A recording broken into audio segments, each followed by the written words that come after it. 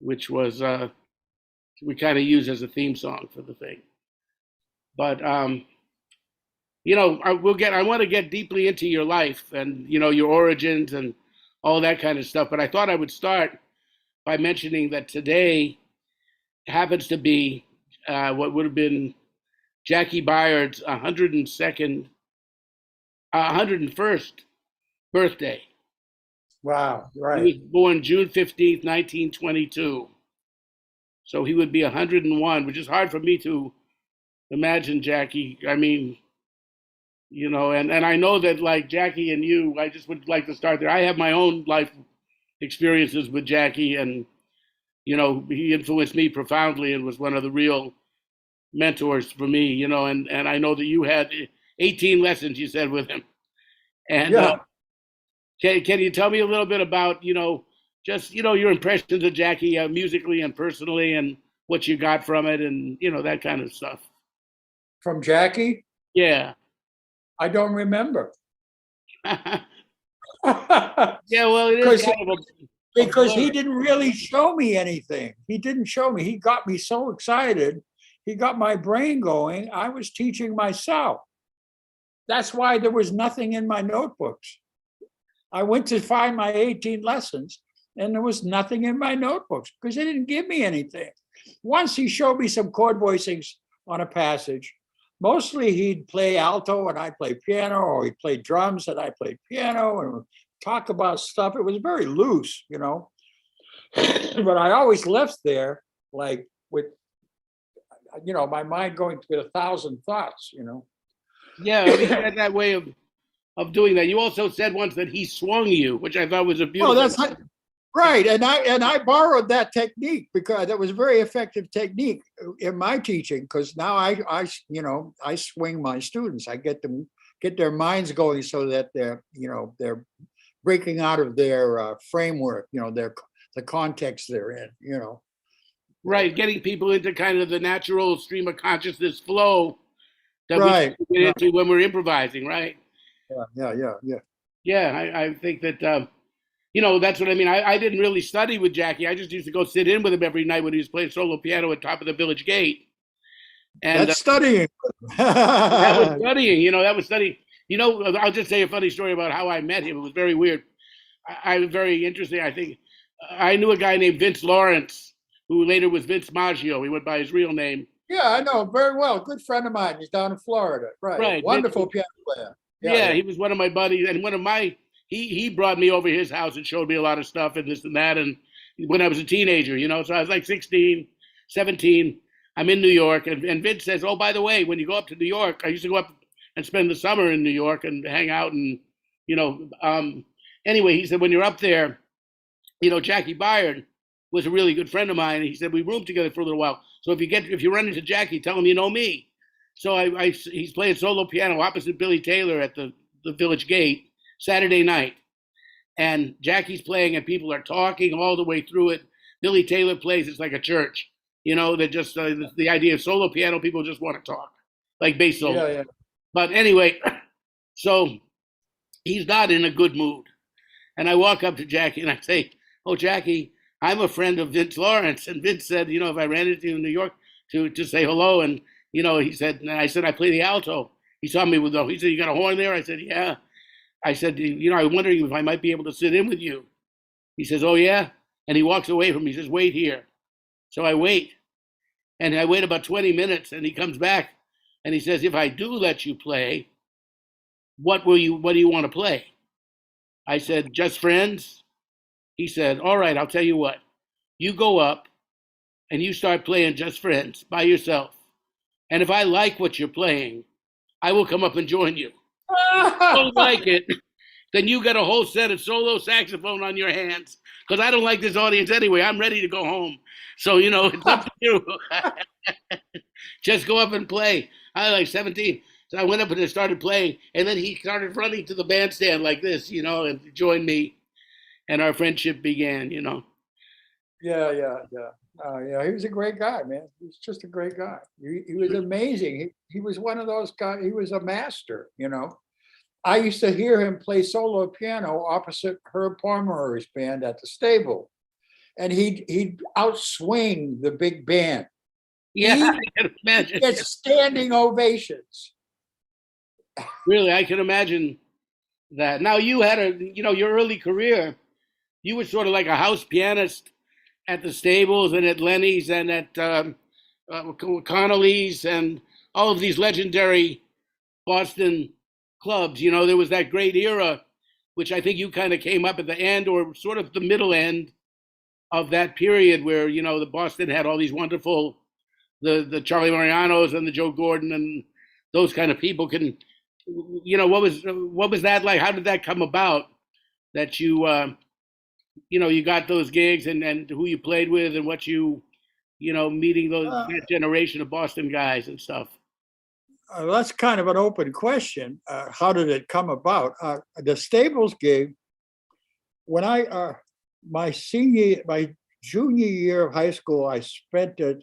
My parents thought I might be an engineer, and they sent me to a engineering prep school in Boston. Unfortunately, it was almost right across the street from the Stable, and it was really stiff, the school. All the kids had jackets and ties and all that stuff, and I'm coming in there funky looking and all. So when the lunch break started, I'd go across the street to the Stable and hang out because they'd be rehearsing. I got to hear Dick Twasik and Serge, everybody there.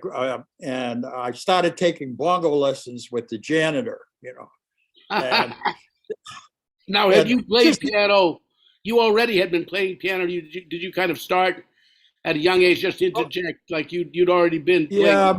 My parents made me take classical piano, and I the last thing I thought I was going to be when I grew up was a piano player, Interesting. But and eventually, towards the end of the semester, I got 2 lessons with Ray Santisi, the piano player. Muzzy, yeah, I knew him well. The second lesson, he said, "Forget it, kid. You'll never play." That sounds like Muzzy. Okay. So years later, I'm playing the Stables. I've got the Monday night with Gene DeStacio's band with Sam Rivers, who was a dentist. I remember with Sam Rivers, Jimmy Zatano, and John Neves. The Tuesdays and Thursdays with the big bands, and all the other gigs with the Herb's Quintet. And I'm playing there, and Muzzy comes up to me. That was his nickname. On an intimacy, he says, "Hal, do you remember me telling you that you'll never play again in your second lesson?"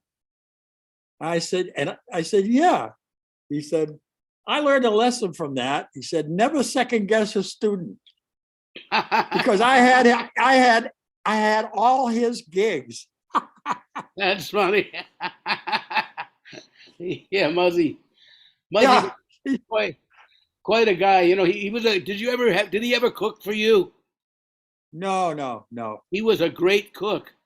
I actually we played a week in Boston. A couple of times we played in Boston together, and he actually introduced me to Art Farmer, which was very nice. But the story was he wouldn't leave home because of his mom's refrigerator. He didn't want to eat any place else in the world except at his mother's house.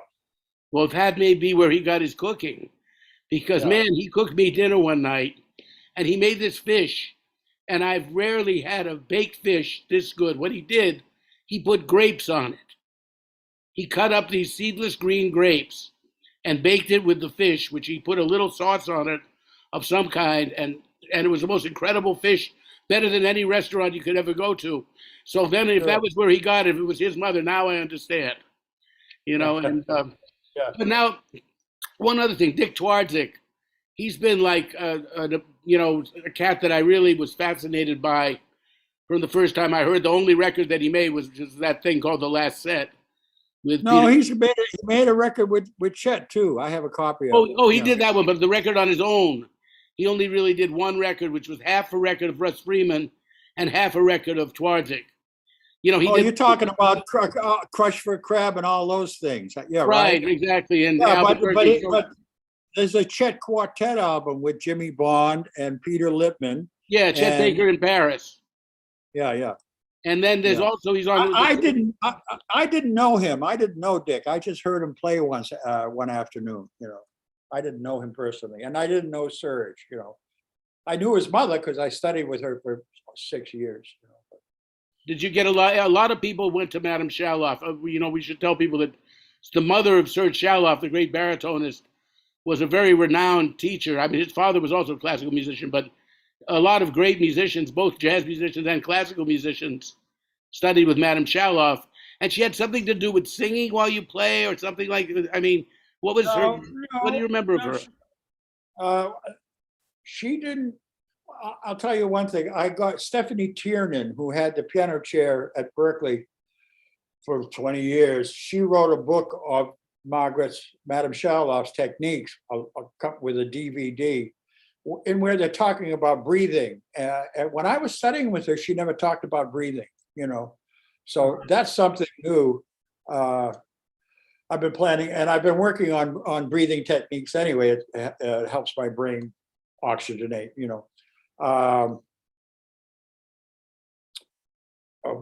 Bring me back, because we were talking about Madame Shaloff.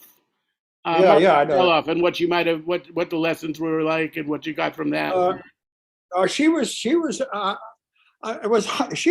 somewhat of a pedant, but she was so amazing, in everything she did. She used to be able to hit a middle C and jump up to an A flat 2 octaves above without looking at the keyboard. Wow. Yeah. She had a spatial sense of the keyboard. She was demonstrating a spatial sense. That's how blind piano players play the keyboard. The brain has a spatial section, and it learns where you are in space. That's interesting because in a way. Anyway, she saved my ass. Technically, 3 years, 6 days a week, 6 hours a day, 6 days a week, practicing for 3 years. I think, that's what we have to do to really. I mean, anybody that's, I think, accomplished something in music has done something similar to that, at least for a few years. And she's basically establishing the basis for technique. That's not the end at all, because what happens is you end up personalizing it. What she tells you is just the basic,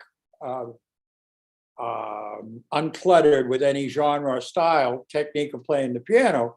And then it becomes, when it comes a part of you, it starts to get personalized.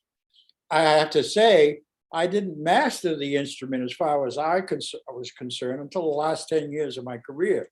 It took me that long to really get to the point where I could play anything that came into my mind or my ear without thinking about it. Well, you said a beautiful thing. There's a little bit of you. Hal is a very prominent jazz educator. I mean, one of the better, one of the best around. And the things you say, are very practical in a lot of ways. Like a lot of people, they're not so abstract you can't grasp them. And you said something that reminded me of something that Lenny Tristano told me once, which you actually said that, and I've been telling my students that too.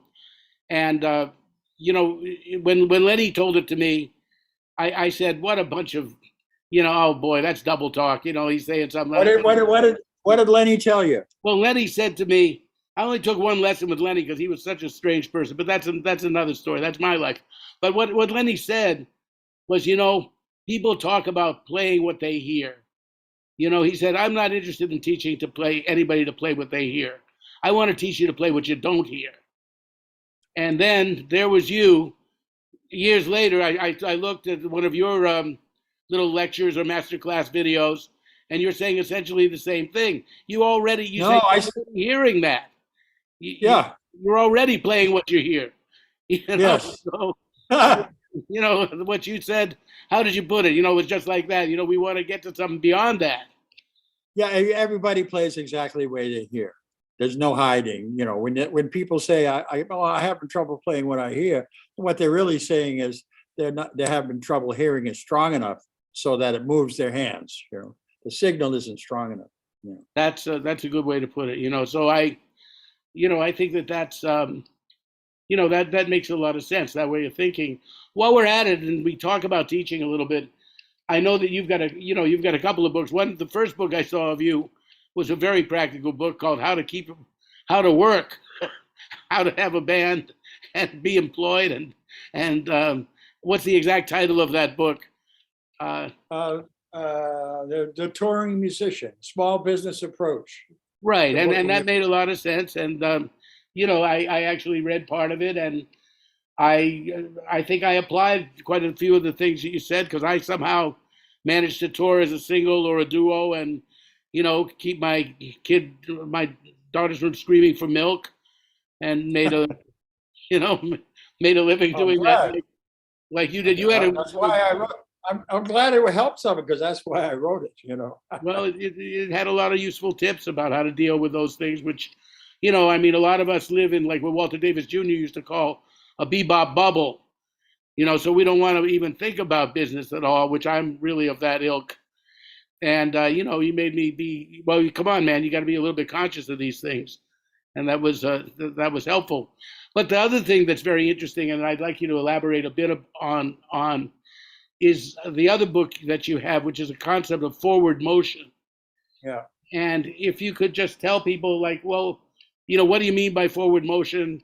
And, what kind of things your approach to teaching encompasses? Forward motion. Well, one of the predicates of forward motion is that all musical ideas are in the process of moving forward to a resolution. Things are not where they are. Things are where they're going. Everything's in motion. So, and you have one of the problems in music education and how it affects jazz. When we first start learning our instrument, we have to. Let me see how I put it. We have to learn one. We have to learn where one is, and we count it as one. And we get a tacit conditioning that one of the bar is the first beat of the bar. I mean, you see it first, and it's called number one. So obviously, it must be the first beat of the bar. But theoretically, it isn't. It's the last beat of the bar, because one is a major resolution point. 3 is a minor resolution point. So all things are in motion towards one of the bar. If you start on a resolution point, there's nowhere for your ear to go. What you have to do is create tension in the ear. And the human brain is built to seek equilibrium. It makes sense out of things. And when you break a pattern, it needs a solution, and then you improvise one. So if you start on one, your ear stops. If you start on an upbeat, it's tension, and the ear wants to hear it resolve where it's going to resolve to immediately. It wants to know where it's going to resolve. So in eighth notes, it resolves off to on, off to on. Quarter notes, it's off 2 to 3, 4 to 1, 2 to 3, 4 to 1. That's forward motion. Bass lines, most bass players think bass lines start on one of the bars. Boom, boom, boom, bing, boom, boom, boom, boom. That's not true. Yet they're pickups. D, D, D, 1, D, D, D, 1, D, D, D, 1, D, D, D, 1. So basically, people end up playing backwards because they think 1 is the beginning of the bar. It is not. That's one of the problems. So there are a few things from childhood musical study that we bring into adult musical behavior that were perfect for when you were starting, and you're still doing it now, but you don't need to. It's just holding you back, I see. That's like a friend of mine had some, I guess Roland Kirk, Rassan Roland Kirk, used to do, they had this little music school at the Vanguard, a friend of mine told me, some summers, which I didn't know about. And one of the teachers was Rassan. And I said, well, what'd you get from Rassan? He said, well, the biggest thing I got from Rassan was he kept telling us 4 is 1. What? 4 is the real one. Is the and of 4. So Yeah, 1, 2, that's 3, correct. 4, 2, 3, Yes, 4, yes. And the 4 is the real one. Yes. and that's essentially, what you're saying, and that's what I try to teach people too. That Except but you there put are it in three. the- There are 3 ands of 4. That's the consideration. Which and are you using? There's the 8th note and, there's the triplet and then there's the middle note of the triplet and. All of those are ands of 4. You have to know all 3 of them. Oh, that's a very good way to put it. All right. Well, we've got to talk about that a little more when we're not doing the podcast. But that's something I'm going to explore with you on my own. One of the best lessons I had actually, which was another kind of informal, because the way we learn, the way you learned. I mean, we're going to talk about who we studied with, which we have a little bit. Like Madame Shaloff, you studied with formally, and Jackie Byard, you had some formal lessons with, which are very informally organized. And then there's all the people that we study with that we don't study with officially. The people that show you things, that mentor you, that give you you spend one night with them and they change your life because they showed you something that you didn't know before. You have these little epiphanies. We learn through epiphany. I find the jazz musicians, epiphany is a big thing for us. So one epiphany that I had is when you and I worked with Chet Baker for a minute together, because Harold Danko had something else, and you took his place for that particular week that we were with Chet. And if I may mention, it was a week that you and your first wife were kind of splitting up.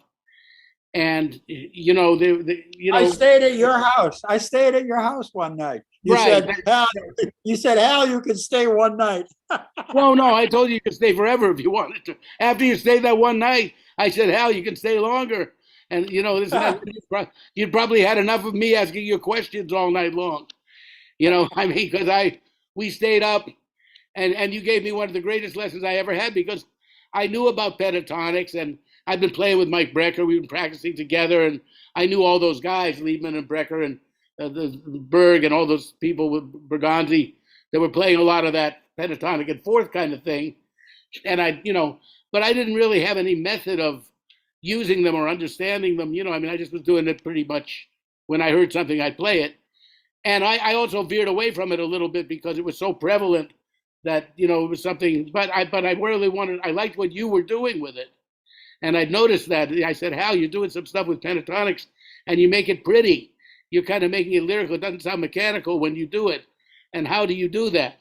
And you sat down at my little Wurlitzer electric piano and spent the next 4 hours until the sun came up. Well, after the sun came, till about 8 o'clock in the morning, we stayed up.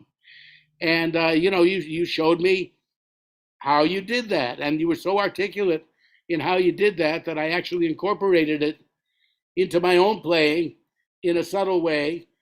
And it took me 15 years to figure it out. Well, I still haven't figured it out, but, it gave me the most insight that I had gotten from that was from you. Yeah. And, when I practiced with Mike and stuff, together with Mike, we did a lot of practicing together.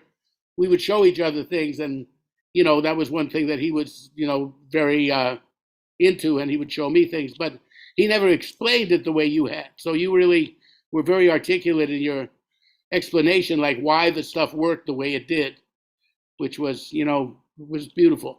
So thank you. And, so just a little bit about our backgrounds that we share in common is that Hal and I both grew up, though I think you're 14 years older than I am, on the North Shore of Massachusetts. I grew up in Lynn and Swampscott. I didn't know that. I didn't know that until I saw your bio. I didn't know Dorchester. Weren't you? No, Swampscott. Lynn and Swampscott. Swampscott. Are you kidding? Yeah, my dad played at the New Ocean House Hotel. Oh my God. He was in the band at the New Ocean House Hotel. I forget the guy's name, Bob. Anyway. So he must have known Jimmy Mosher's dad too. They knew each other. In fact, they used to get mistaken for each other because somebody would need a saxophone player and they'd call my dad Jimmy Mover. And they say, where's your saxophone? He'd come with his trumpet. And they say, oh, you mean Jimmy Mosher? And that happened to Jimmy Mosher Senior too, that he would get called for that. And who else knew my dad? And my dad had a big band around Boston too, and they played at the Salisbury Beach Frolics.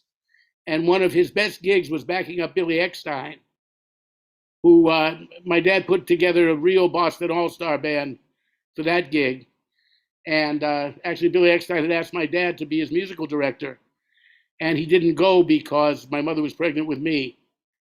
And he turned down Tommy Dorsey to go back. He'd been with Dorsey. He turned down him again.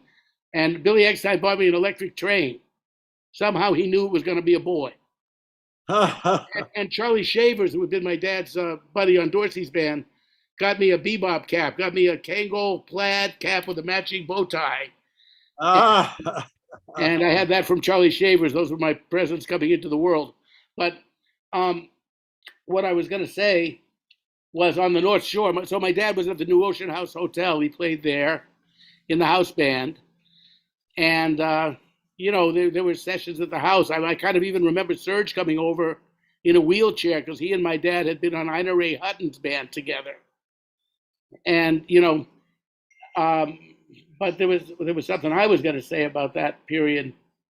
About, Swampscott, the New Ocean House. And, Chick's father, Armando, was a trumpet player. Chick Corea's father had been a trumpet player. When I met Chick, I said, my dad was a trumpet player in Boston. Jimmy Mover. Chick said, wait a minute, Jimmy Mover. I know that name. And I said, yeah, my dad said, Armando, your father played in my dad's big band and that they used to sub for each other. He said, yeah, I remember because Chick's around your age and he would have been just old enough to remember Armando saying, I can't, I'm double booked. I think I'll call Jimmy Mover. So they all kind of knew each other. Yeah. And since you mentioned Jimmy Mosher Jr., let's talk a little bit about Jimmy. I mean, you guys, he was the best, man. And you guys, did you meet at Berkeley? How did you meet? Tell me your story with Jimmy, if you could. Jimmy Mosher was one of the great alto players who's never gotten the recognition that he deserved. We were about to do an album. I told Jimmy I didn't like any of the albums he made. I said it didn't really show him right, And we were about that. But I met Jimmy. This was before I went to Berkeley. I think the summer before I went to Berkeley, Paul Fontaine and Jimmy came over to my house in Salem. They were Siamese twins, yeah. And it was only Lynn was right next door. So, and they played, and I was like, they just wowed me, man, So many years later, after Jimmy got off the alcohol and we were hanging out and we started to reestablish our relationship, I said, yeah, hey, Jimmy, you remember that time you and Paul came over the house and jammed with me? And I didn't know anything. I didn't know about form. I could play in C a little bit and in C minor less. I didn't know about 8 bars or 16 bars. I didn't know anything. I was totally naive. I says, you guys just sounded great. He says, oh, hell, Paul and I just learned a bunch of bird solos and we just played them on every tune. That's I was so That's funny. I who turned me on to Jimmy? Well, I'd heard about him for years because my mother and father told me that there was this prodigy, the young alto player who'd been with Woody as a very young cat. And, I think he was playing baritone with Woody for a while because Woody didn't use the alto. But he's on one record there with Woody. But, and I know that they had Mosher Music Store in Lynn. They had this, the music store. And who I first heard of Jimmy, when I was 16, we lived a few months in Ohio. And I met Gordon Brisker. Gordon? Yeah, I thought you might know him. My freshman roommate at Berkeley. There you are. Well, he was one of after I finished studying with Phil Woods in the summer I was 15, because of my living situation, with my parents. We ended up living 6 months in Cincinnati, Ohio. Well, actually, in Fairfield, a town next to Cincinnati. And Jesus, Gordon, I lived in Cincinnati for a year. no, really? Yeah, I can do Eddie Morgan and all those. Oh, that's another story. But Uh-huh. Well, Gordon was the man in Cincinnati, and he was a very. I don't want to show that. What's that? I need to make Jessie host so she can play the music. Oh, wait a minute. We have to do a little technical adjustment here to make Jessie the host so she can play the music. I wanted to play a little bit of some of your music.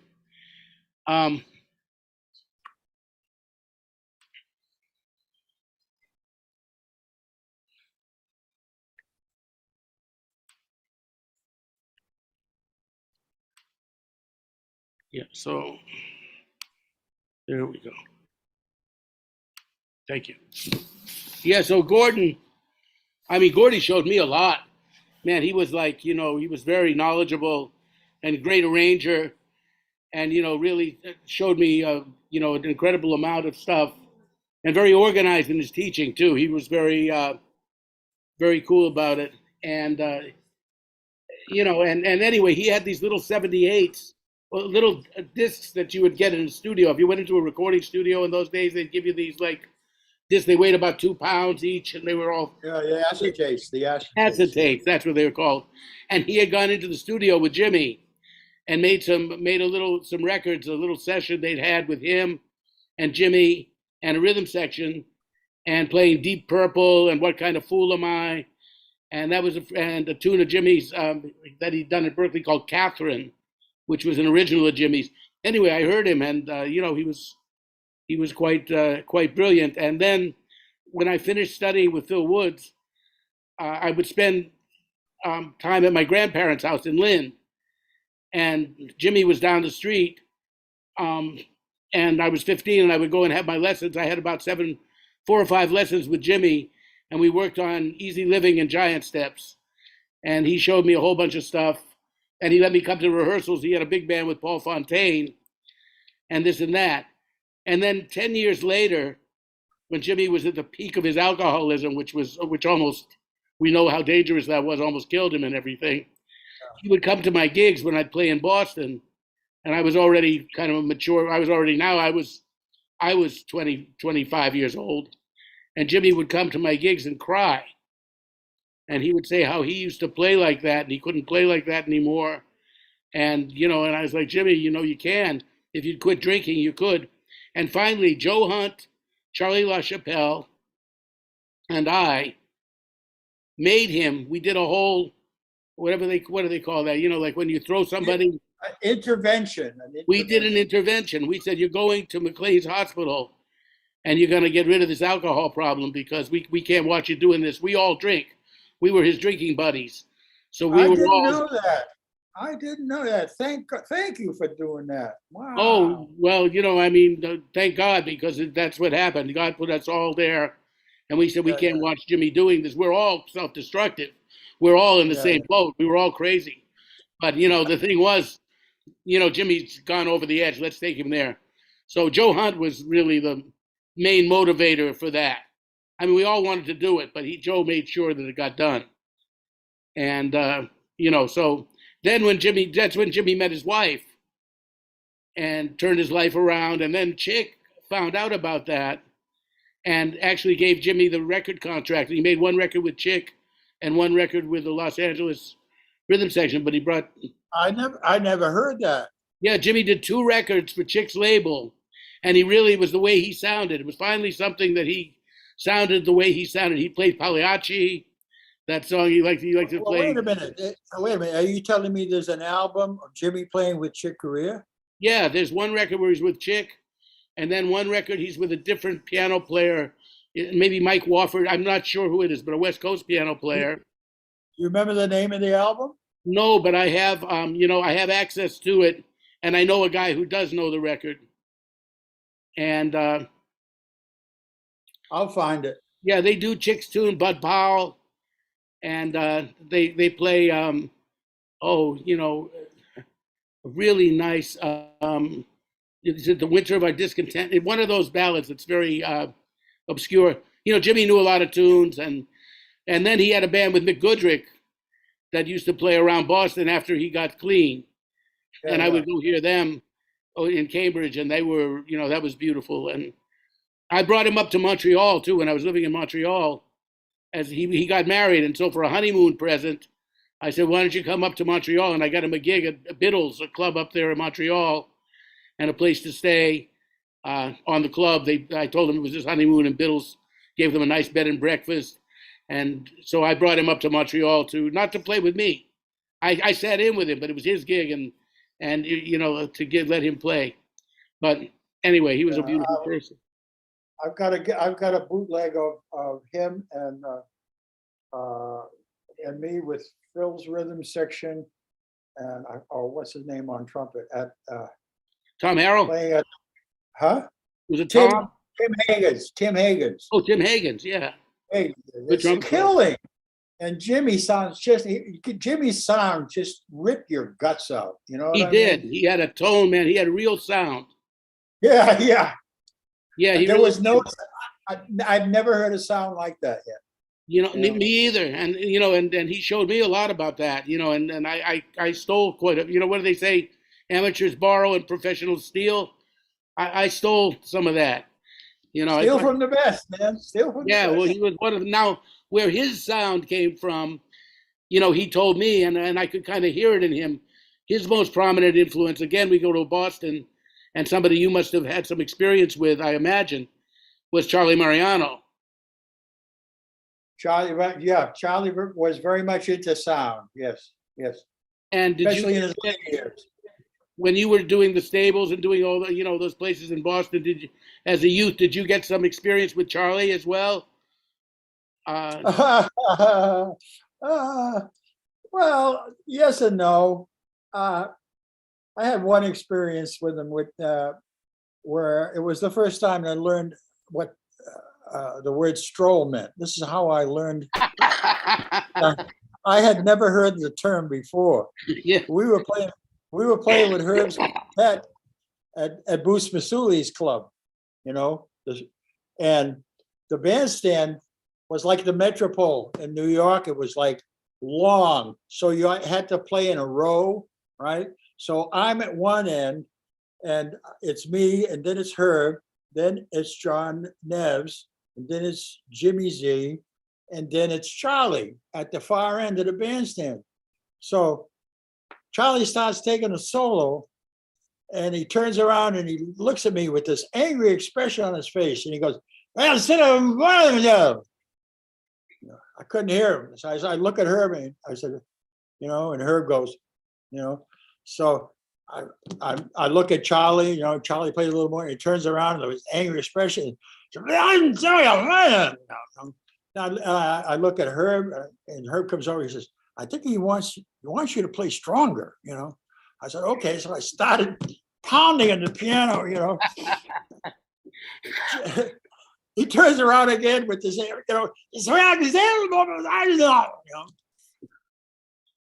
So after the set, I said, "Charlie, what were you trying to say to me?" He says, "Stroll." I says, "What the fuck does that mean?" I'd never heard the term. He wanted me to lay out. That's how I learned what the word stroll meant. I taught Joe Cohn the word stroll. One time we were playing, and Joe's playing guitar, and he was playing like kind of busy. He was young. He was like 23 when he joined my band. So I was like, I turned around and I hollered at him, which I had a tendency to do in those days sometimes. "Stroll!" So I said, "Stroll." And Joe gets up and puts his guitar down and starts walking around the club. He figured for some reason I wanted him to walk around the club. And he was so eager to please me that, That makes me feel less stupid. That's great. I always. So I didn't have that much contact with Charlie. He was a taskmaster as a teacher. You could hear him swearing at his students in combo all the way down the hall, calling him every goddamn name in the book, So I guess he needed to go to India. Yeah, maybe so. Maybe India, because when I Maybe. met him, I only met him once, and he was very serene. You know, it was like interesting because I met him at a party at Mike Knox's house. Mike Knox Uh, had this big loft, and Charlie was there in this white kind of Nehru Indian suit. You know, he spent some time in India and everything. And I had always wanted to meet him because he was one of my favorite alto players. And, you know, here I was, and Mike had introduced us, and we were having a beautiful talk, you know, just about life and music and the alto and going to India and what he got out of India and all that kind of thing. And I'm drinking red wine. And now somebody, as we were in the thick of conversation, and, you know, and he's telling me things and we're having a good time, somebody bumps into me, and my red wine lurches forward and spills all over Charlie's white silk Indian outfit. And I'm mortified. I'm like, oh no. Oh, Charlie, sorry. Look, Charlie, just, you know, send me the cleaning bill. I'll be happy to take care of it. I'm really, you know, so she just bumped into me. I didn't see her coming. It was one of those crowded New York parties, looked like breakfast at Tiffany's, you know. It had that kind of yeah. crowded. Anyway, she bumped into me, and Charlie looks at me. He looks up and he says, well, I think you should get another glass of wine.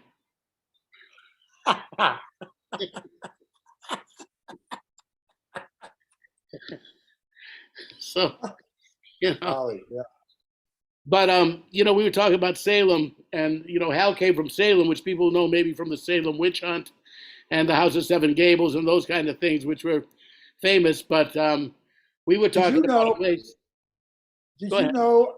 Well, my oldest, dearest friend was a saxophone player from Marblehead, Bob Marvitt.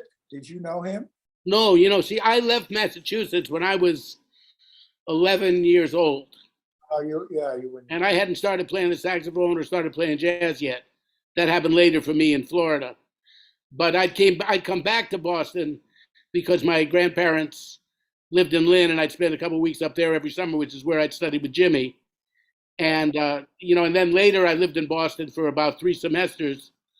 At in 1980, when I was 28, 29, 28, I felt I was having a ball in New York as we had in those days, and I having too much fun maybe.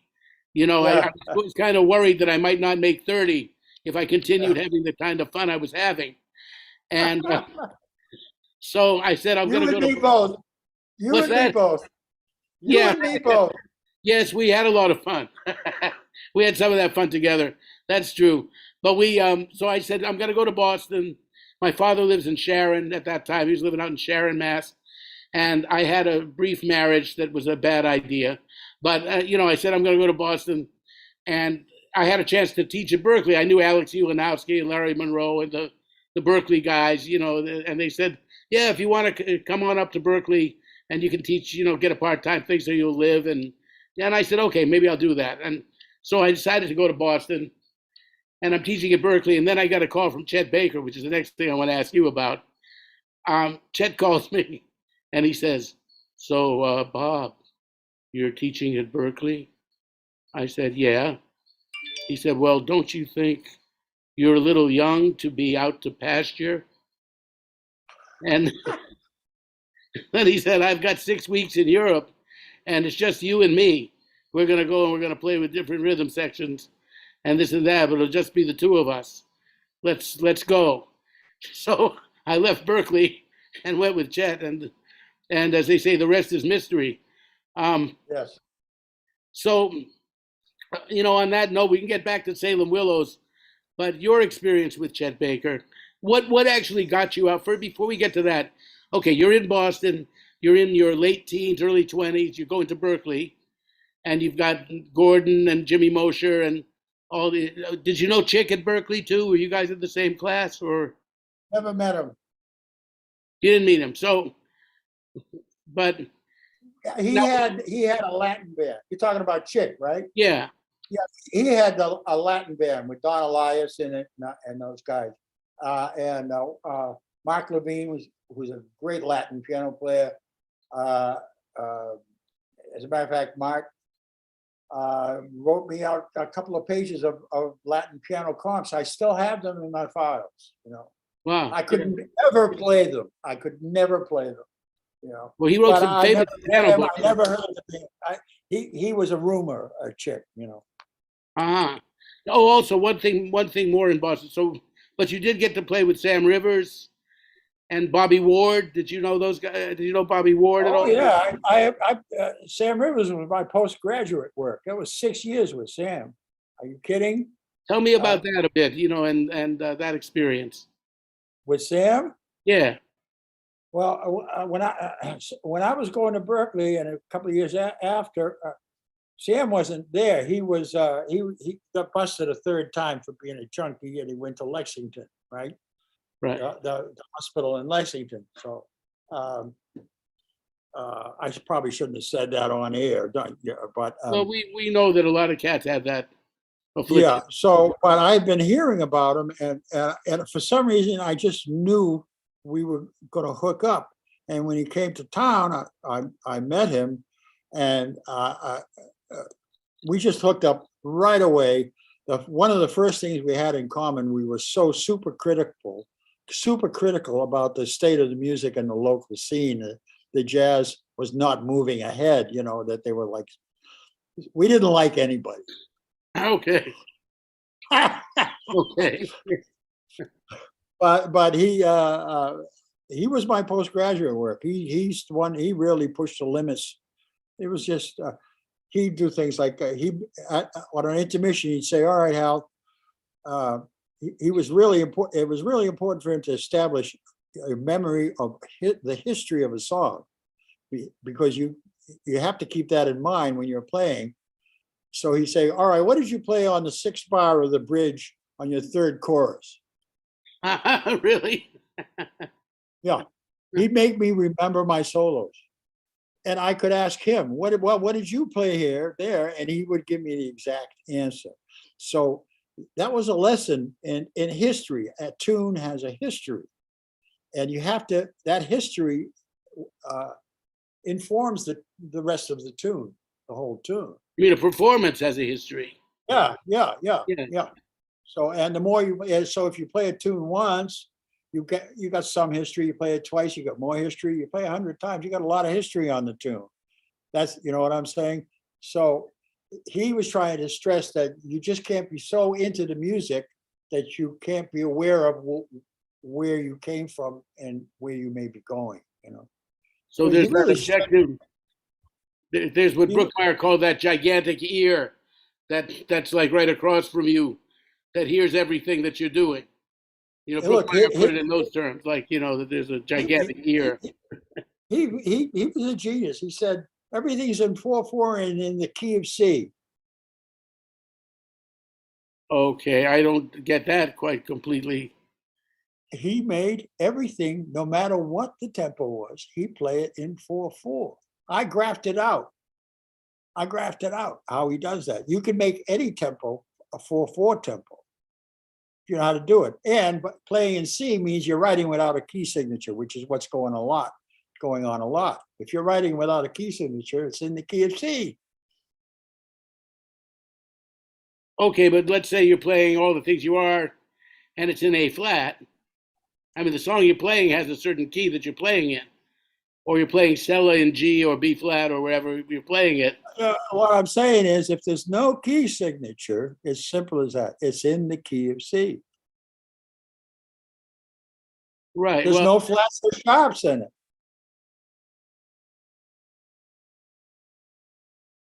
Okay, well, I'd have to think. For instance, I'll give you an example. I was reading some comments about Cannonball Adderley on a YouTube page, and was a guitar forum, and they were talking about Cannonball soloing over in 5/4 over Black Messiah, you know, and how could he do it, you know? And they must have been really young kids, because they didn't understand what Cannon was doing. He's just playing in 4/4 over the 5/4 and keep paying attention where the ones were. He didn't play in 5/4 or 7/4 or 13/8. He played in 4/4 and just paid attention where ones were. Well, I can see that. Yeah, like playing a waltz still feels like 4/4, even though one is in a different place. I mean, Yeah, yeah, yeah, I yeah. can kind of relate to that. And 5/4. You could take a waltz and turn that into 4/4. You know, you could. It's. He said, "I want to be able to play anything, anywhere, at any time." Yeah. Well, Just amazing. He just the stuff he would tell me would like blow my brain. You know. and was Bobby Ward on drums often in those days, and John Neves? Were those the guys who were? Played a lot with Bobby, but not with Sam, because the Sam's quartet had Tony Williams on bass and on drums. I mean, Tony was the original drummer on, Uh-huh. and Steve Ellington took his place when Tony went to New York. I see.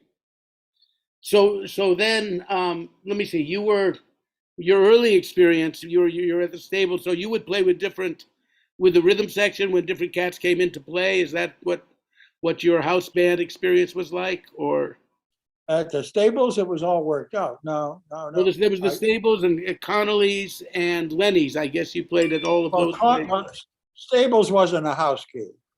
You know, Connolly's was a house gig. Lenny's was a house gig. You know, and we were house rhythm section. You know, so Lenny kept me alive through the hard periods. You know, I'd owe rent. I'd hop in my little Fiat, and I knew I had a gig coming up in a month, and I'd drive out to Danvers. I said, "Lenny, can you front me some money for a month from now so I can pay my rent?" He'd do it. He helped me out all the time. He was just a great guy. Lenny Sogoloff. Yeah. Yeah. Lenny I didn't Sogoloff. really get to know him, but I knew his reputation. I was too little, at that time. I did go to the club a few times as a teenager. People brought me there. But so then, when did you actually leave Boston and go to New York? And did you go to work with somebody, or what were the circumstances of your coming to New York? Yeah. Chess gig. Uh-huh. I was living in Boston, and Charlie LaChapelle was living in Providence, and Chet was coming to town next week. I love Charlie. Go ahead. Charlie's my brother, Wow, we got a lot of relatives in common. Yeah. So Charlie, I got a call from Charlie. He says, Chet's coming to Boston next week, and he's looking for a piano player. So I said, great. I went around, I collected as many Chet records as I could, and I learned all his greatest hits. And when he showed up on Tuesday night, I was at the door. I said, I hear you're looking for a piano player. He says, yeah, come on and play. And and every tune he called, I knew, because I had worked him out, So I got the gig, and he liked to have piano players who wrote, because he didn't write, Yeah, he did. And I found a funny thing about Chet and Stan Getz too. They had a lot of respect, even though they were kind of arrogant guys in a lot of ways. You might interpret some of their behavior as being that. They were very humble towards piano players and very respectful, and really liked piano players, like you said, piano players that wrote, because they didn't really play much piano. Chet would play his one finger, Chico Marx style piano. He could play lines with his, he reminded me of Chico Marx when he'd sit down at the piano. But he didn't really know the chords to anything, even though I think Jerry Mulligan put it best about Chet. It said, Chet knows everything about chords except their names. He always had trouble getting out of the bridge of all the things you are, getting to the first F minor after the bridge. I kept telling him, it's not an E augmented, it's a C7 augmented chord. It says E, right? But the structure is C7 augmented. Right. His eyes went, He always had trouble hearing that passage, That's interesting. I hardly ever played that tune with him. I don't think he ever called that tune with us. I think I might have played it at a session with him and not really noticed that. But that's that was my first time, big time, first gig with a master. My first time, on the road, with a junkie band. It was what? I'm sorry. A junkie band. A junkie band, yes. That was the rhythm. It was Jimmy Merritt. The rhythm section was Jimmy Merritt on bass, and Charlie Rice on drums. A Philadelphia rhythm section. My favorite rhythm sections come from Philly. Really? Bass players and drums, I love it. Yeah, great band, great band. We have something. We were going to listen to a little bit of your music, though I'm having such a good time talking with you. But I think we should play a little bit of. There's a 4-minute track of a tune that you wrote that Chet played, and I actually used to love to play this tune when I was on Chet's band. I used to wait for Margarine was one of them, which was your rhythm line in F, and then the other one was this Mr. B, which was like Afternoon in Paris with this brilliant modulation to the key of D at the end of the for the last day. The way you came out of the bridge, with almost like an after, was so beautiful, and I used to have such a good time when you went into D. It just felt so comfortable to go into, to go from C to D there. So I don't know, Jesse, are we queued up to play Mr. B by Chet? Well, Margarine was my first pentatonic song. Right. We're all set if you want me to play it. Yeah, Margarine was his first pentatonic. I've got another pentatonic song that I wanted to play a little later, which is something you do with the Brecker Brothers called Spit It. Oh. Which we'll get to that, because I thought that's a nice example of, and they're both like rather short as opposed to 15-minute song. So this is a tune, Mr. B, and it's got Hal with the rhythm section we were talking about. I think it's Jimmy Merritt.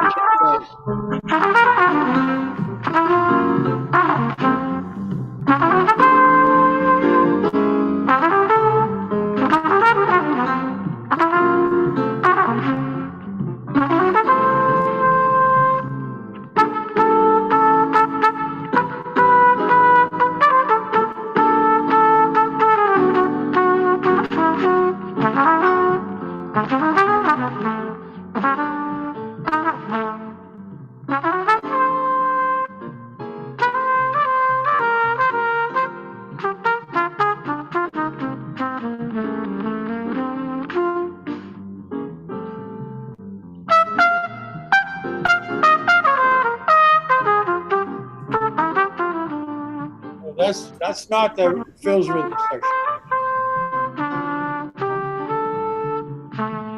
No, this is Chet's rhythm section.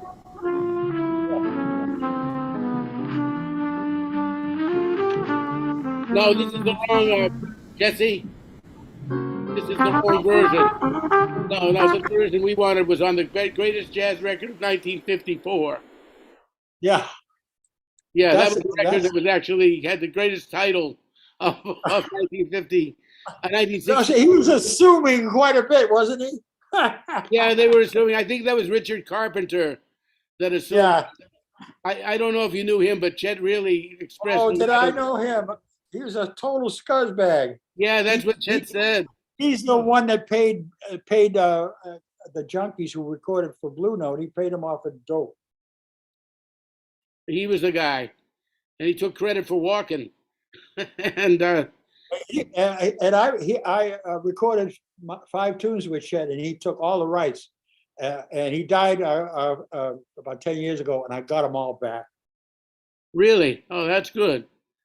Yeah, because Chet had a few people he really didn't like, and he wasn't very quiet about that. But I think the most vehemently I've ever heard him express hatred for someone was this guy, Richard Carpenter. He really didn't like him. But that's a tune of, at least we heard Hal's head there. And since we don't have that much time, I would say it's a record on Colpix Records, Colpix, and it was called the greatest jazz record of 1960. Most important.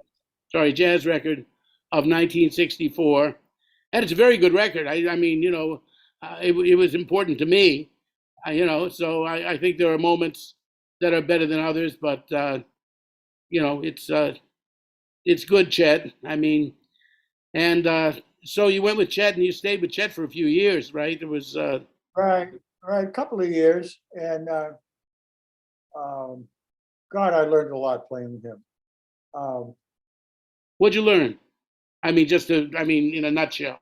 One thing in particular was he told me, Hal, don't give them everything. Don't give the audience everything. Hold some back. Save it for later. Don't give them everything right in the front. Leave them hanging. Don't resolve everything completely. It was a very interesting statement. Yeah, it was. I mean, he That certainly means knew. you keep the tension going so that they will be paying attention. Yeah, he knew how to tease you. He knew how to communicate. He was amazing, and he could swing hard playing soft. That was another thing. We were playing with Phil's band in Italy, and Chet was advertised to play with us. And Phil and Chet didn't get along, so Phil didn't show. Phil stayed in the hotel. No, Phil did play. We played a couple of tunes, and then they brought Chet up, and Phil left to stand. And Chet took over the rhythm. He played so soft. He just took over the rhythm section. That was how he controlled the rhythm section. He played softer. And that wasn't the first time I got that lesson. I went to hear Barry Harris at the Vanguard. His rhythm section was Ron Carter and Al Foster. And Al Foster was on the far right by the post, the bass player in the middle, and Barry on the left. And Al would get too loud, and Barry would want to calm him down. He'd mime. He'd start miming like he was playing, and you'd see Al cocking his ear trying to hear Barry, so then finally he gets softer. And the minute he gets softer, Barry would start playing again. Oh, what a brilliant idea. What a great strategy. So I brought that to Phil's band. I said, look, Phil, if you want a quiet, we got a loud audience. All we got to do is go down to a whisper and they'll be louder than us. And that's what we used to do. And they would shut up. If the music's too loud, it's a cover for them talking. But if it's really soft, who did something very similar to that and who told me that almost the same thing was Jim Hall. Jim used to play down at Sweet Basil, and he would have a duet with often Steve Laspina on bass, and they'd be playing duo, and they played like the dinner hour at Sweet Basil. The first set would coincide with people still having dinner. So Jim would be sitting there playing Chelsea Bridge or something, like a ballad, and the audience would get louder. And as the audience got louder, Jim got softer. And he would get so soft that after a while, people got quiet. They say, where's the music? What happened to it? They got self-conscious. They start to realize, they get self-conscious. They realize that they're talking loud and they shut up. Yeah, it was quite an experience driving to the West Coast on Route 66, driving from New York to the West Coast and back. Twice we did that. I made the same trip. Chet and I, we drove from New York to San Diego with Jacques Pelzer and Ruth. And we were doing a concert in Italy with Jacques Pelzer, Chet and me, okay? And he announces Olio. And I say to him, so this is after playing with him for decades, okay? And after recording the first album, so he announces Olio. And in sotto voce, I say, he says, Marjorie. Marjorie, I right. said, yeah. I said, yeah, as an Olio. He says, Hal, I never thought of that.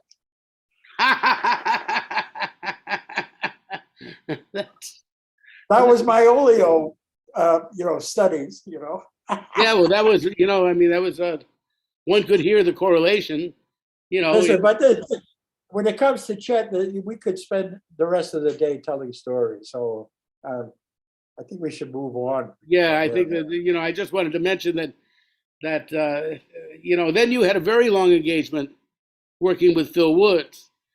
And I used to go down and listen to you guys at Hoppers and, those kind of things. I think that was that's the longest you were associated with. I know you were with Cannonball and you did. I used to love your duet with Lee Konitz. I used to sit in with you guys, with the two altos and you sometimes. I remember at Beefsteak Charlie's of all things, one night that I had such a good time that Konitz and I, it was just the three of us. There was no bass or anything. You were playing piano, a duet with Lee, and I sat in, and Konitz and I got into this counterpoint where we actually felt like one person. And you were there, and you were like one person. The three of us felt so united. I remember Konitz even remarked on that. He said, man, I couldn't tell who was who that set, including Hal. I didn't know who was who. And it was one of those beautiful moments of music, you know. I've got bootlegs. I've got bootlegs of Konitz and I playing at Gregory's. Right. Well, there was Gregory's too, of course. That was the steady. They're good. We played together 9 months, and we toured and did an album. And recorded Windows, one of my favorite albums. You know. Yeah, that is beautiful, and that was his pre-Scientology phase, right? Is what? His pre-Scientology phase. Yeah. You know, that was the end of. Yeah, because one night when he called me, he says, "I got a concert at the Scientology building for Saturday night." I said, "What does it pay?" He says, $50. I said, "Are you kidding? Forget it, man. Those people are millionaires. They got all kinds of money." I had a nerve. $50 for a Saturday night. I refused the game. That's funny. That's no, but you guys, there were some beautiful duets there. I remembered, and I got to sit in a few times with you cats. He was a he's got that Lenny Tristano thing. He's a true improviser. He really is, and Chet is a true improviser. They are making stuff up, and playing with Lee, it was like I didn't even play time behind him. We just floated when we played together. We developed this thing called a float. And we were always this close to falling apart. And it never did. But it was so edge of your seat, because the tempo was implied and we weren't really stating it that clearly, it was, and I probably figured about 7 or 8 different ways to comp with him playing duo. And it's on that album, Wow. I got to check it out again. But I remembered, being very fascinated by what you guys were doing and coming down and listening and then playing the last set with you and, feeling like that you understood him as well as anybody had, because he was a complex musical personality. He played one way, but there were a lot of ways within that one way. So, and that he was improvising all the time. And you understood that part of him, I thought that was I think Dick Katz understood it in his own way too. But you guys, the other band that I remember you with, now we didn't really get into Phil. I know you had a long stretch with him. And 10 years. 10 years, and then a couple of years with Cannonball too, right? Before that, yes. Early 70s. Can you just summarize a little bit about both of those cats? Well, I know there's 25 words or less. You can do more than 25 words, maybe 50. Well, I'll tell you Cannonball's gig, I wish it had lasted longer, and I wish I had played it in a different way. But I came away from that gig. That was one of the last of the big beat bands, and I came away from that with a big beat. I got trained in having a big beat, and that has been an incredible gift for my career. Define that for some of our listeners. I can't. Nobody can. You won't even know it exists. The only way you can understand it exists is if you're playing it. When you hear Kind of Blue with what's his name on drums? Jimmy Cobb. All right. Now, generally that beat, it seems kind of thin, but it's swinging, right? It's not really, okay, so. A large beat, yes. Yeah, so he came to town many years later with Nat's group, and he was playing, and I got a chance to sit in with him, and he had the big beat. The beat was so big that Nat and Cannon, when they were, you know how precise they were with their heads, right? They were Right. like really tight. They had a place where they hit in the beat all the time, where they played their lines, their heads. There was a certain spot. I'd come in and I'd hit it too soon. The beat was so big, and I'd hit it too late. I couldn't find that. It took me a year to find that spot in the big beat. A year. And you couldn't analyze it. You had to learn the feeling of it, you know. It was amazing. It was amazing. That was my takeaway. And there are very few players out there now with the big beat. And I'll make an argument that if there's one thing that's consistent to every master that I ever been with, is they all had big beats, all of them. That was the defining factor, I think, mainly. Mike Brecker had a monstrous beat. You know, Yeah. Eddie Harris, Sonny Rollins, big beats. They could hit anywhere within the spectrum of top to bottom accurately. They could parse the beat accurately, and any of its symmetric and sometimes asymmetric subdivisions. You know? That's what Sonny told me once. I had the good fortune to kind of have Sonny as a kind of mentor for me.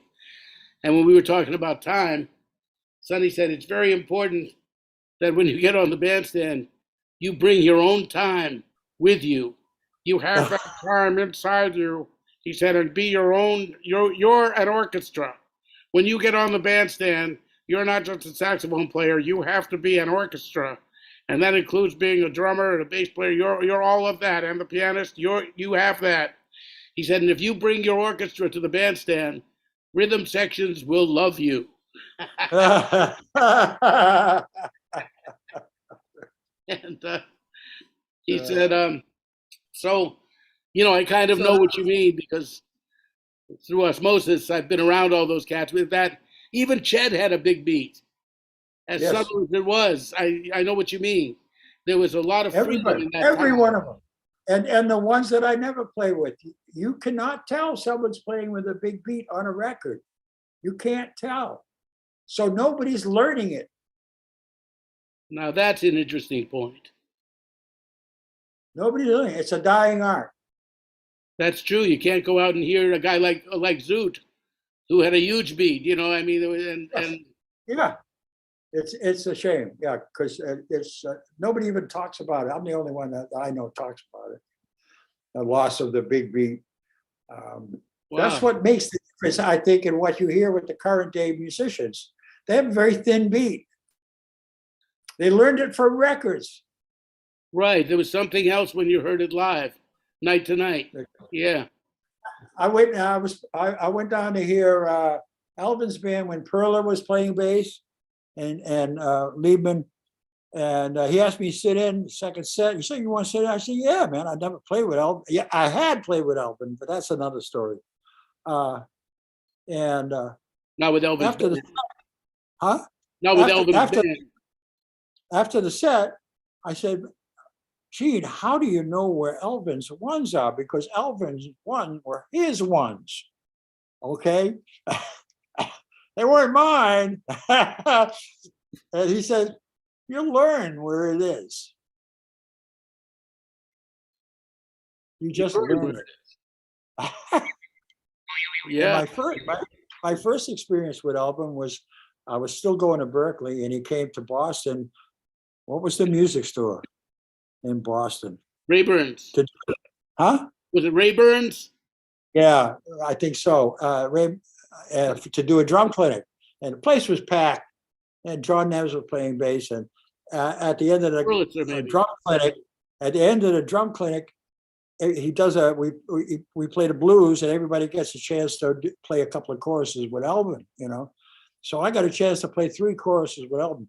What an eye opener those 3 choruses were. It took me years to absorb everything that I got from it, but signals were being set off every second, like, oh, this is how it's supposed to be done here.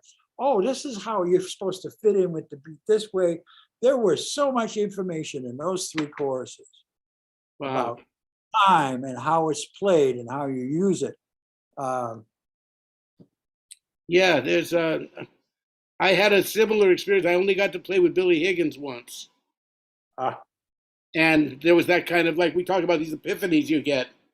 And I never had another chance. It was just after at one of these jazz festivals, a big jam session after the concert. And I remember Philip Catherine was playing guitar. And that was the only time I ever got to play with him. And Billy Higgins was on drums. And, we played 2 tunes. And I thought about that for the next year and a half, 2 years. I started, there was so much going on just in the way he swung, he swung you. There was you were swinging yourself, you hope, but then he put it on another place, And I had the same experience with him. So I had the same experience. Yeah, he was one of those guys. Well, that's what great drummers.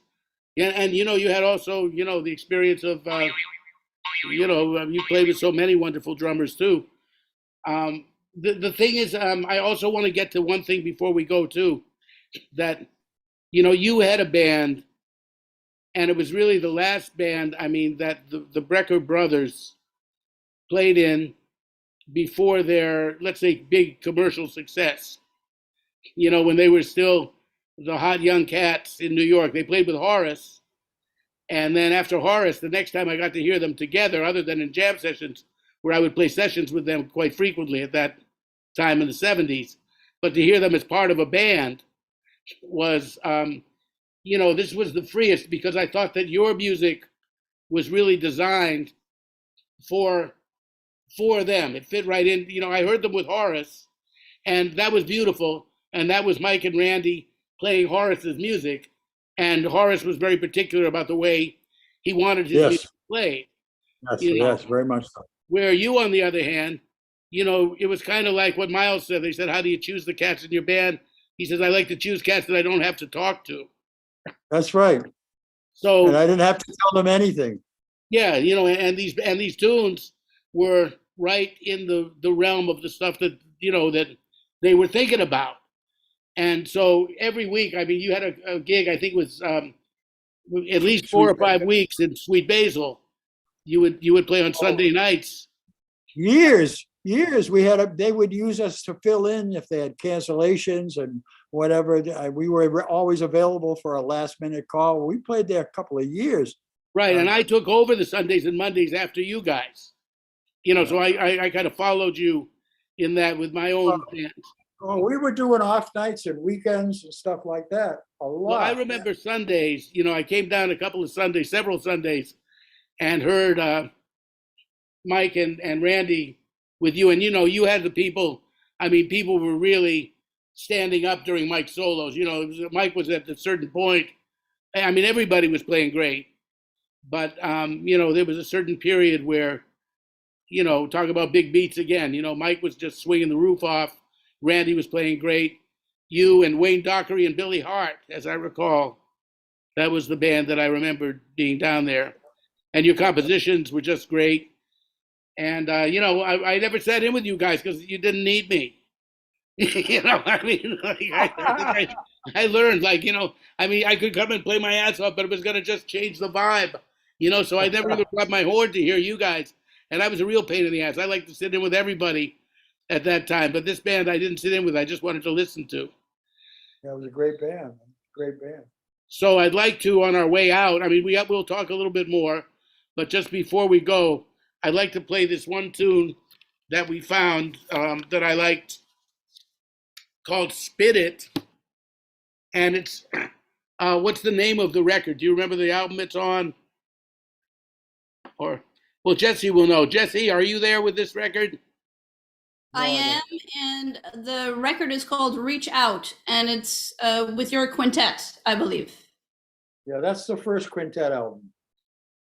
Right. So let's listen to this tune for a minute. We can just hear what was some of that magic that was going on.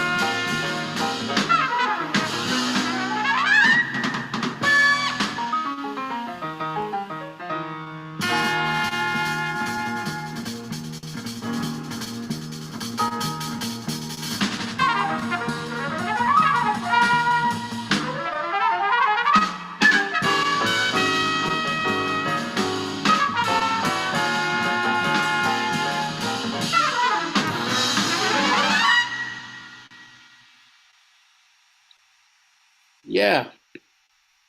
Well, There's just imagine a whole night of that. The last phrase is the last phrase is cut off with the ending. That was a short version. That was a short version. It was recorded that way. Or did No, we take it off? that's not the end of the tune. Oh, They didn't play the full chorus on this track, or you cut it off too early. maybe Jesse cut it off too early. Maybe it was cut off I too think early. so. I At think the so. end 'Cause of the that, track on YouTube.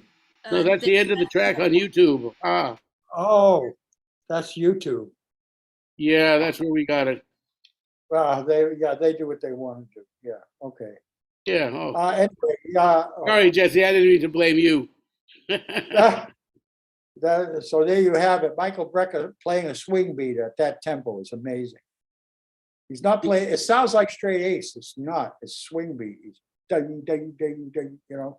Yeah, well, that's the thing. He had the titty boom living inside him. You know what Fred's called the titty boom, the ding, ding, ding feeling was there. No matter what he played, I think that's why I think it separates him from a lot of the cats that were kind of playing the pentatonic whatever you want to call it, style Yeah. that he was doing. I mean, that's the thing about that band too, that everybody was so rooted in, in whether you want to call it bebop, but in the 4/4 feeling, that's why when you guys did do things that had the whatever you want to call 8/8 feeling to it, it still was jazz. Well, because there was a triplet underneath the 8/8. If you actually it was 8. It was the hemiola 2/3. 2/3. You want to illustrate that for us in a way? Like in other words, against 2 and 4, like how so if you play it, the eighth notes have a different feeling if you've got triplets going on underneath them. Right. I think that's what some cats, Ben Riley used to call that the African 6. Is that what that is an amazing statement, because I have heard them talking about the 6. Bird mentioned the 6. I even called Billy on it. He never gave me such a clear answer. Ben Riley took me to dinner one night. He said, I got to talk to you. We were working together. He said, there's one aspect of time I want to hip you to. He said, and this is where the cats are all coming from. He said, you're almost there, but I don't think you quite grasp this. And he sat me down in a Chinese restaurant and told me all about this feeling of the triplet underneath it and being able to feel 4/4 as a dig-a-da, but also breaking up the triplet in different ways. Not like dug-a-da, dug-a-da, dug-a-da, dug-a-da, but dug-a-da, da-da-da-da-da-da, like that kind of thinking. And also the quarter note triplet, the ding, ding, ding, ding, ding, ding, ding, has to always be present. And so if your eighth notes don't imply triplets, then your eighth notes aren't quite swinging. Right. And that was another epiphany, in my life when Ben sat me down. I don't know if I got it right away, but something sank in. And well, that's amazing that if that's what Billy was talking about the triplet underneath, right? Yeah. Ben Riley. Oh, he's talking about playing and dividing the bar in half. Mike Longo talks about that too. It's not 4/4.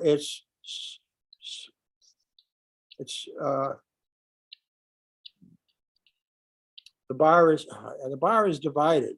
It's like a 6, in a way. I can't think of the theory right now. My brain has stopped working. But Mike said Dizzy showed him that. I kind of talked to him a little bit about that. 6/8. 6/8.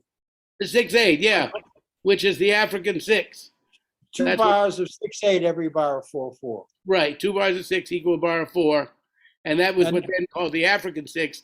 And he said he was the first guy to actually put it on record, because on a record called The Bridge with Sonny Rollins, when they're going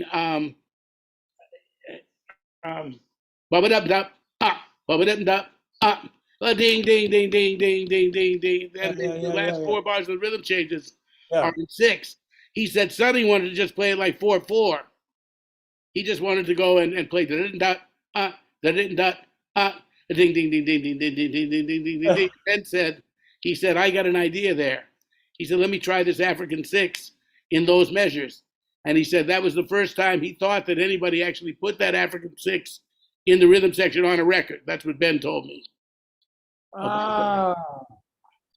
Wow, I've learned a lot today. That's an important point. That's been a mystery for me decades. And I asked Billy about it maybe 20 years ago, 15 years ago, and he didn't give me, he said he wasn't quite sure. Maybe he learned more, But when I asked him about it, he said, oh, you heard about that, huh? That was Ben's. Like somehow it was privileged information or something, That was, when I realized that Ben was telling me this, because then he said that was what Monk was all about too. He said, Monk, it's very apparent in all of Monk's music that Monk is feeling time like this. And so, then that opened up a whole, world for me. So I'm glad to be of help. I've just started a new band, a 6-piece funk band. And I've been trying to convince these guys that you always play from the fastest tempo. You feel the time, not from the quarter notes, but from the fastest tempo. So if the tempo is do do do bop bop do do bop ding ding ding ding, you feel that tempo and you cut it in half. Yeah.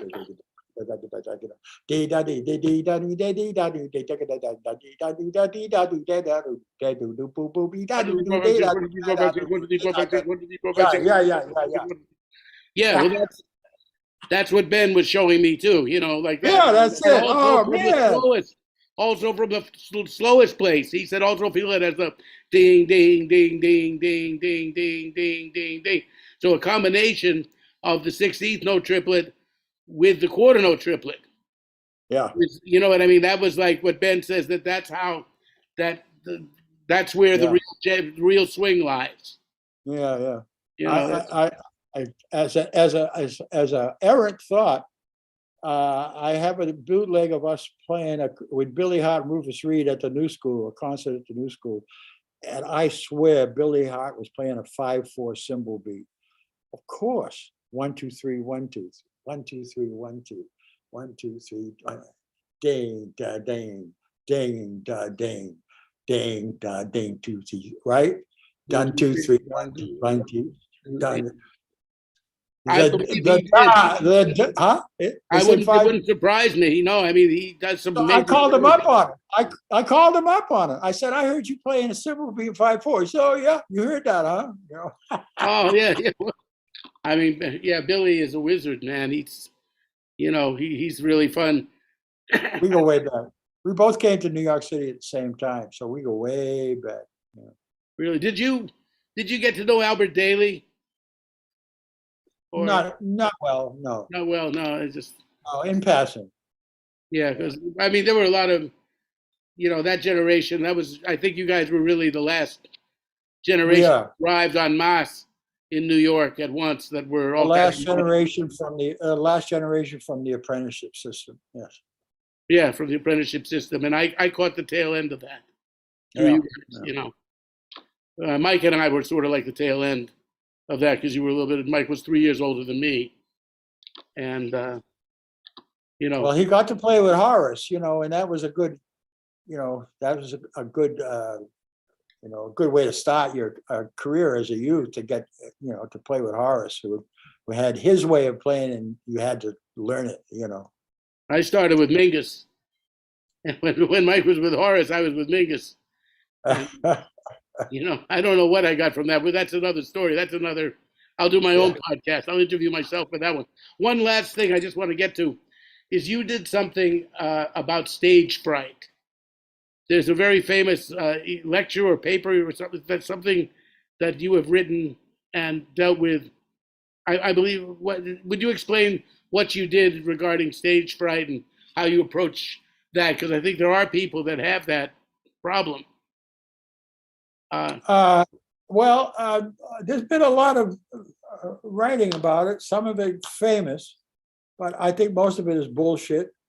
Because if you've got stage fright, that means you're taking playing seriously. And the last thing you want to do is take playing seriously. You take the study of the music seriously. But when it comes to playing it, you're supposed to have fun. If you're not having fun, go do something else. That's a beautiful idea, you know. And we are all born playful.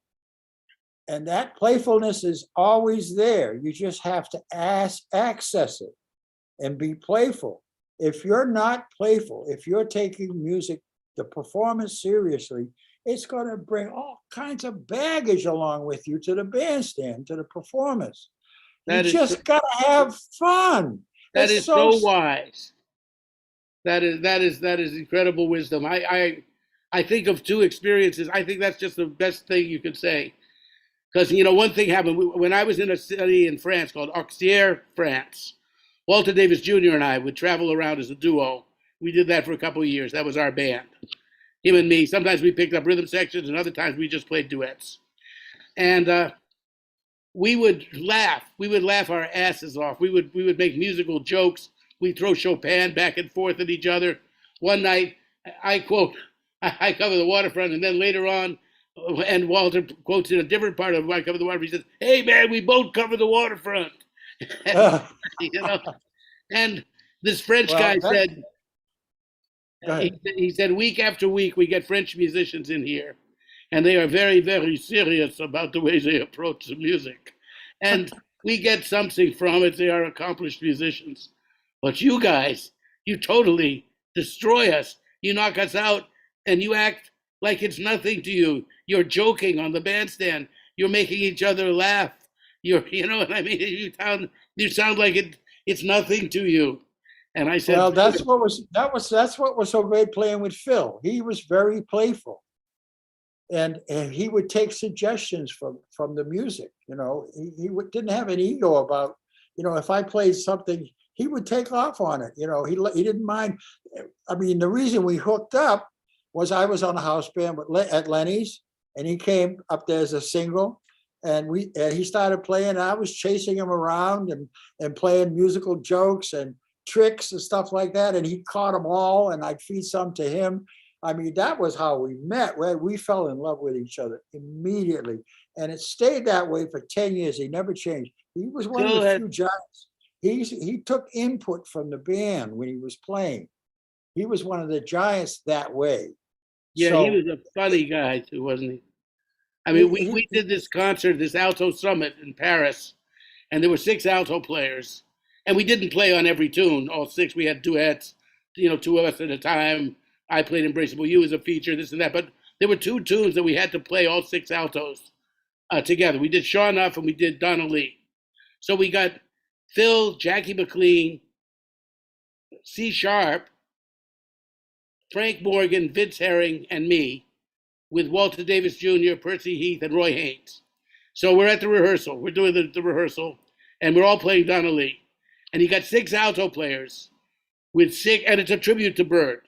So we got 6 alto players with 6 different concepts of time on Donna Lee. Right. So the line is a mess. We're all playing in our own rhythmic feelings, and the 8th notes are just not locking into each other.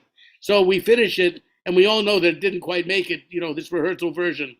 And Phil, without missing a beat, he goes, Flame Keepers, yes.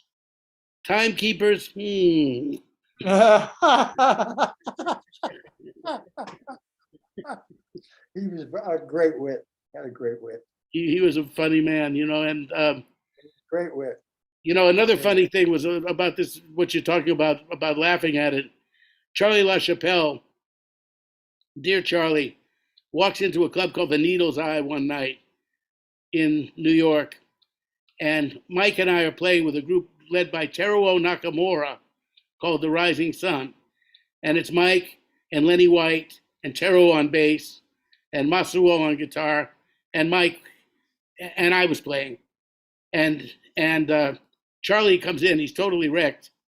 And we finish the set and he keeps going over and over. He says, you know, you and Mike, you guys just don't give a shit, do you? You don't care at all. It's beautiful. He was like, you know, you don't right. care at all. Yeah, if you care, you can't care at all. And if you're taking yourself too serious. Another problem with stage fright is this: musicians who try to evaluate their playing while they're playing. They want to know how they sound. That's a problem. You can't think 2 ways at the same time. The brain works in a serial manner from a 7-bit thought to the next 7-bit piece of information. So you can hear and think all different kinds of ways, but only one at a time. Yeah, and the inner critic has to shut up. Yeah. You know, I would go through a bad night, like I used to define when I was in my formative years. It happened, fortunately, less as I got older. That's one thing of maturity. Yeah. But in your formative years, there were nights when I was getting so much in my own way, that inner critic just wouldn't shut up. It was like, man, what the fuck did you just do? I mean, I shouldn't say that, but, you know, what was that?